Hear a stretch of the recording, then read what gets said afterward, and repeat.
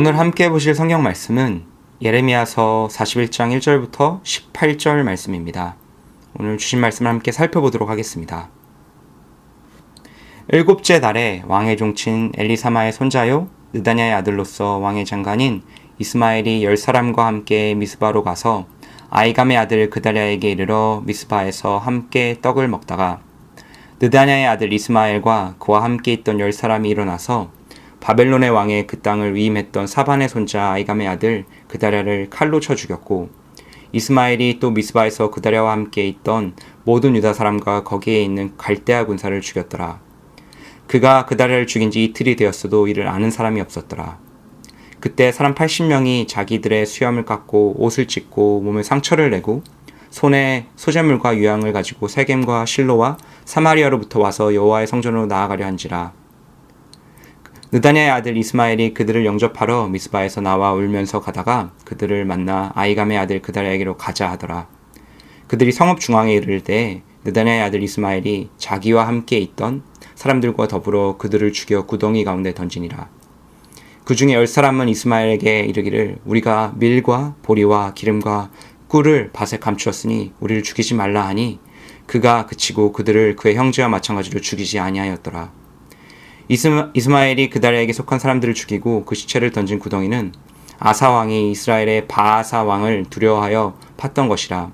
느다냐의 아들 이스마엘이 그를 쳐 죽인 사람들의 시체를 거기에 채우고 미스바에 남아있는 왕의 딸들과 모든 백성 곧 사령관 느부사라단이 아이감의 아들 그다랴에게 위임했던 바 미스바에 남아있는 모든 백성을 이스마엘이 사로잡되 곧 느다냐의 아들 이스마엘이 그들을 사로잡고 암몬 자손에게로 가려고 떠나니라.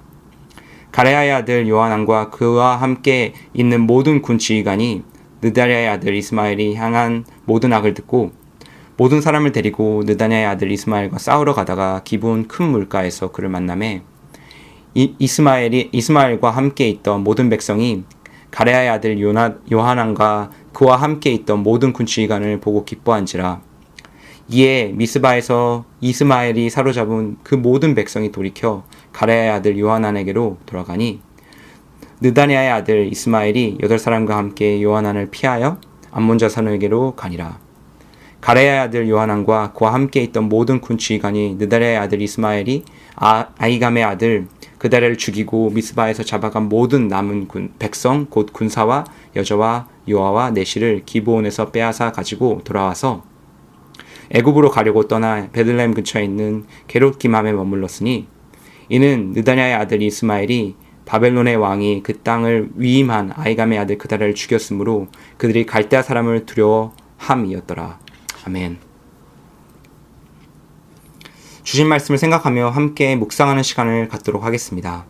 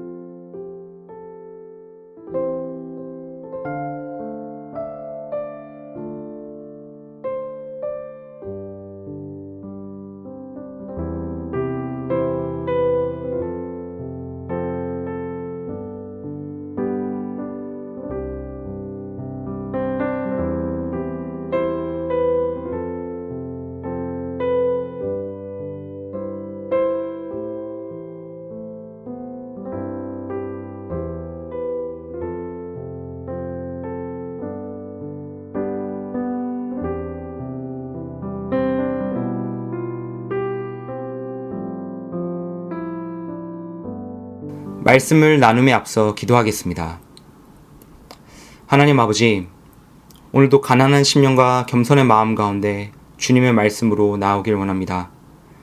오늘 함께 살펴볼 예레미야의 말씀을 통해 이 세상의 모든 역사를 주관하시고 인도하신 하나님의 주권과 섭리를 볼 수 있는 믿음의 눈을 우리에게 허락하여 주시고, 그 가운데 우리의 삶과 그 실패, 연약함, 아픔과 넘어짐조차도 선을 위한 재료를 사용하시는 하나님의 은혜와 신실하심을 바라보며 신뢰하는 우리가 되게 해주세요. 또한 말씀을 통해 드러난 하나님의 진리 가운데 자격 없는 자에게 주신 예수 그리스도의 사랑과 그 생명의 복음 가운데 내 마음과 입술, 전 존재가 반응하는 시간이 되게 해주시고, 그 감사함 가운데 우리 삶을 또한 거룩한 산제사로 주님께 내어드리는 우리 모두가 될 수 있도록 성령 하나님 우리를 도전하여 주시고 우리와 함께해 주시길 소원합니다. 감사드리며 이 모든 기도 우리 주 되신 예수님의 이름으로 기도드렸습니다. 아멘. 오늘은 은혜로 남겨진 우리라는 주제로 말씀을 함께 나누겠습니다. 성경을 읽다 보면 참 도무지 이해가 안 간다 싶은 이야기들을 종종 접할 때가 있습니다. 특별히 개인적으로는 구약의 역사서를 읽을 때나 선지서를 읽을 때면 더욱 그런 것 같은데요. 그 내용이 워낙 방대하다 보니 각각의 이야기가 전하려는 내용을 말씀 전체의 문맥에서 파악하는 것이 쉽지 않고 버겁게 느껴질 때가 많기 때문입니다. 물론 1차적인 이유는 문화, 언어, 역사, 공간, 시간적 환경이 지금 21세기를 살아가는 우리와 너무나 큰 격차를 가지고 있기 때문일 것 같습니다. 그러나 더 본질적으로는 도대체 왜 이 말씀이 이곳에 자리 잡고 있는 것일까 하는 질문에 대한 그 인간 저자와 하나님의 의도가 정확하게 읽혀지지 않을 때가 많기 때문인 것 같습니다. 오늘 말씀 같은 이야기가 바로 대표적인 예입니다. 오늘 말씀은 바벨론에 의해 유다가 멸망하고 예루살렘 성이 함락된 지 얼마 되지 않은 시점의 이야기입니다. 바벨론 왕으로부터 아이감의 아들 그다랴가 유다 총독으로 위임을 받습니다. 국제정세와 정치적 관점에서 보면 친바벨론주의자였던 그다랴는 바벨론 왕의 신뢰를 받았고 그로 인해 미스바에서 유다를 다스리는 지위를 얻게 되었습니다. 자세히 기록되어 있진 않지만 총독이 된 그다랴는 자신의 동족들에게 우호적이었던 것 같습니다. 그의 통치 아래 유다 사람들은 다시 모여들기 시작했고 공동체는 다시 회복의 길을 향해 천천히 전진해 나가고 있었습니다. 근데 갑자기 비극적인 사건들이 연속적으로 발생하기 시작합니다. 그 시작은 암살 사건이었습니다. 이스마엘이 등장합니다. 이스마엘은 친바벨론 성향에다가 자신과 같은 다윗 왕의 혈통으로부터 나온 사람이 아닌 그다랴가 유다를 다스리는 것을 탐탁지 않게 여긴 무리 중 하나였습니다. 이스마엘은 자신의 부하들과 함께 작당 모의를 거쳐 무방비 상태로 있던 그다랴와 그 부하들을 무참히 살해합니다. 그러나 이스마엘의 약행은 그에 그치지 않았습니다. 6월절 대속죄일 절기를 맞이해 제사를 드리러 가던 순례자들 중 70명의 인원을 감쪽같은 눈물 연기로 속여 성 안으로 인도한 후 다 몰살해버리는 참극을 저지릅니다. 또 그 가운데 뇌물도 챙깁니다. 그리고 나서 이스마엘은 미스바에 남은 왕의 딸들과 남은 백성들을 암몬으로 끌고 갑니다. 그러나 그때 그 소식을 들은 가레스의 아들 요하난과 그의 군사들이 기브온까지 쫓아가 이스마엘을 저지했고 목숨의 위협을 느낀 이스마엘은 암몬으로 주랭랑쳐버립니다. 그 가운데 남은 백성들은 바벨론 왕의 보복을 두려워하는 요하난의 인도 아래 다시 유다 땅이 아닌 애굽을 향한 발걸음을 옮기기 시작하며 오늘 이야기는 마무리가 됩니다. 근데 여기서 질문을 해보게 됩니다. 짧게 말해 오늘 말씀은 살인과 모략, 어리석은 결정들로 점철된 죄된 인간의 이야기입니다. 그다랴는 그다랴대로, 이스마엘은 이스마엘대로, 요하난은 요하난대로 모두가 실패하는 이야기입니다. 더군다나 예레미야 41장을 전체를 통틀어 봐도 하나님의 이름은 한번 언급되지도 않고 선지자 예레미야가 등장하는 장면도 일체 없습니다. 그렇게 이 가운데 이 이야기가 어떻게 하나님의 구원 역사에 적용되는지, 또한 이 시대를 살아가는 신앙인으로서 우리의 삶에 어떤 메시지를 던져주는지 분별하기가 참 쉽지가 않습니다. 근데 이럴 때 우리가 쉽게 빠져드는 유혹은 성경을 이소무화나 도덕규범을 담은 책으로 만들어버리는 것입니다. 그 안에 기록된 인물들 중 도덕적 모범을 보여주는 사람들을 보며 본받아야지 하거나 악한 인물들을 반면교사 삼아 이렇게 살지는 말아야지 하는 식으로 표면적인 말씀 적용을 하기 시작합니다. 물론 이런 적용에도 유익이 있을 수 있습니다. 하지만 문제는 이런 적용이 말씀이 말하고자 하는 핵심이 아니라는 데 있습니다. 성경은 오늘 말씀에 나오는 성경의 주인공이 누군지를 분명하게 말해줍니다. 성경의 주인공은 오늘 말씀에 나온 그다랴, 이스마엘, 요하난이 아닙니다. 또한 이들의 삶을 성경에 나온 너무나 짧은 구절들을 가지고 판단하거나 이들의 정신세계를 분석하거나 정죄하는 것은 이들에게도 너무나 가혹적이고 폭력적인 일입니다. 이들도 우리와 똑같은 인간일 뿐이기 때문입니다. 이들의 행동의 한 단면을 바라보며 우리는 이들보다 낫다고 생각하는 것, 이것은 우리 안에 있는 죄가 우리를 속이는 자기 기만의 속임수에 우리가 놀아나는 것일 것입니다. 이런 유혹에 빠져들지 않기 위해서는 우리는 말씀을 이해함에 있어 항상 본질적으로 먼저 붙잡아야 할 핵심 질문들이 있습니다. 그것은 1차적으로 말씀을 통해 드러난 하나님의 모습에 집중하는 것입니다. 오늘 말씀에서 직접적인 언급이 없을지라도 하나님은 여전히 이 말씀 한가운데 존재하고 계십니다. 하나님의 백성의 철저한 실패와 그 끔찍한 불순종 역사 가운데서도 묵묵히 그 모든 것 아래서 자신의 구원의 계획과 섭리를 주권적으로 이뤄나가신 하나님의 모습, 그 하나님의 모습에 먼저 우리의 믿음의 눈을 가지고 우리의 신경을 기울여야 합니다. 그 가운데 오늘 우리가 보게 되는 것은 이런 아무런 희망 없어 보이는 상황 가운데서도 남겨진 하나님의 백성들이 언제나 존재했음을 오늘 말씀이 증거하고 있다는 사실입니다. 그리고 그런 그들을 보호하시고 인도하신 하나님의 은혜가 언제나 그들과 함께한다는 사실을 이들의 삶을 통해 보게 됩니다. 이렇게 남겨진 자들은 자신의 능력과 힘으로 그곳에 남겨진 자들이 아니었습니다. 오늘 말씀만 봐도 이들은 철저하게 수동적이었습니다. 그다랴가 죽고 이스마엘에게 끌려가고 요하난에 의해 다시 유다로 돌아오는 이 모든 상황들은 철저하게 그들의 통제 밖에 있는 일들이었습니다. 이들이 이렇게 남겨지고 그곳에 계속 살아갈 수 있었던 이유는요, 철저히 하나님의 주권과 그 은혜로 인함이었음을 이 말씀이 말해주고 있는 것입니다. 그런데 잘 생각해 보시면 이 사실은 시대와 공간을 뛰어넘어 우리에게도 동일하게 적용된다는 사실을 겸손히 고백하게 됩니다. 우리 또한 오직 하나님의 은혜로 선택되고 남겨진 자들입니다. 정직히 이 시대와 제 자신의 삶을 되돌아보면요, 어떻게 내가 그리스도인이 되었을까 하는 의문이 찾아올 때가 종종 있습니다. 이 세상의 온갖 거짓 진리와 우상의 유혹과 흑암 가운데 사로잡혀 그리스도를 적대하고 복음을 도저히 들을 수 없는 환경 가운데 제가 자라왔다는 것을 저는 잘 알고 있기 때문입니다. 그런데 그런 모든 악조건을 넘어서서 그리스도께서는 저의 삶 가운데 찾아오셨습니다. 그리고 그 생명의 복음, 그 은혜 가운데로 저를 초청하시고 인도하셨습니다. 근데 비단 이것은 저만의 이야기가 아닐 것입니다. 예레미야의 시간부터 초대교회를 거쳐 우리의 시대에 이르기까지 하나님의 역사는 동일하게 임했습니다. 오직 은혜로 우리는 선택되어지고 남겨진 자들입니다. 오직 은혜로 우리는 보호함 받고 인도함을 받았습니다. 오직 은혜로 우리는 지금도 이 험난한 믿음과 순례의 여정을 살아가고 있습니다. 오직 은혜로 남겨진 우리의 정체성을 잊지 않으며 오늘도 이 시대를 살아가는 그리스도인이 되었으면 좋겠습니다. 오늘도 코비드의 어려움과 경제적 어려움, 앞날의 불안함과 불확실성의 두려움을 넘어서서 우리를 지키시고 우리를 선택하시고 남겨진 자로 우리를 인도하신 하나님의 손길을 신뢰할 수 있는 우리가 되기를 소원합니다. 이것이 우리에게 오늘 말씀이 주는 가장 귀한 그 포인트인 것 같습니다. 그러나 여기서 더 나아가 마지막으로 우리는 오늘 말씀이 어떻게 예수 그리스도를 우리에게 증거하고 있는지를 함께 살펴봤으면 합니다.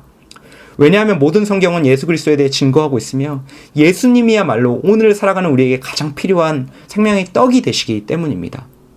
말씀을 통해 우리는 예수 그리스도를 바라봐야 합니다.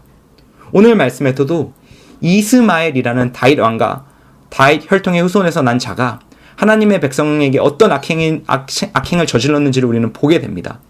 그러나 그와 동시에 이 이스마엘의 모습과는 다른 또 다른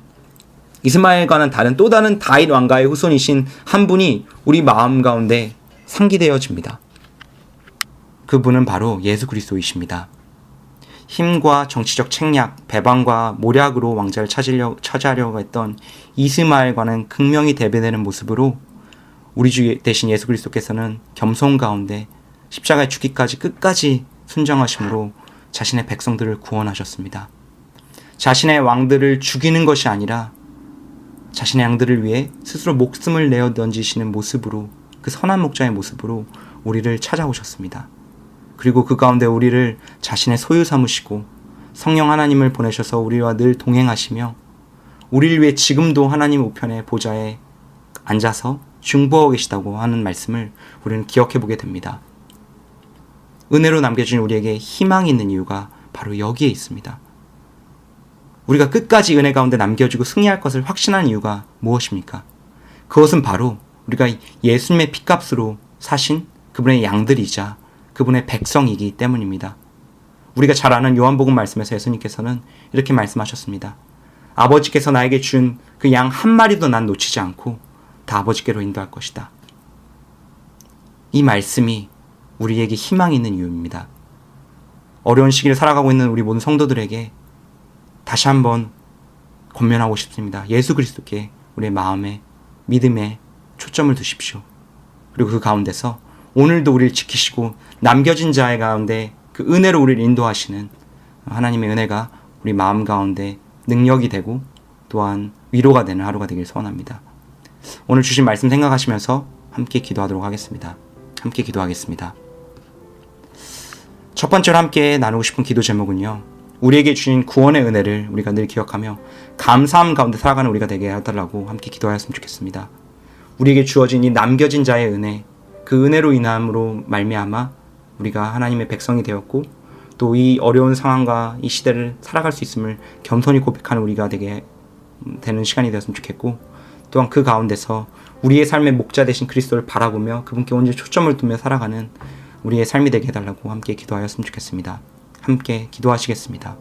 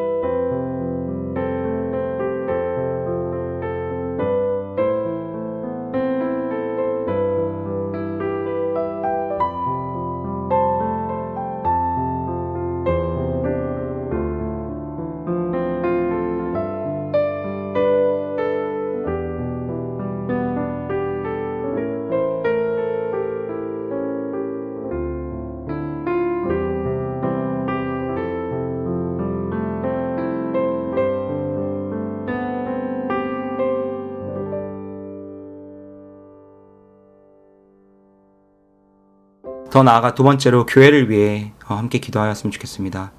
현재 어려운 상황 가운데서 각자의 자리에서 위로부터 오는 지혜를 구하고 하나님께서 주시는 맡겨주신 사역과 그 선명의 자리를 잘 감당해 나가는 우리 모든 교회 식구들이 될 수 있도록 함께 기도했으면 좋겠습니다. 우리 리더십을 위하여서 또한 주일학교를 위하여서 함께 마음을 다해 기도해 주시고 이 기도를 마치신 후에 각자의 기도 제목을 가지고 기도하신 후 돌아가시도록 하겠습니다. 함께 기도하시겠습니다.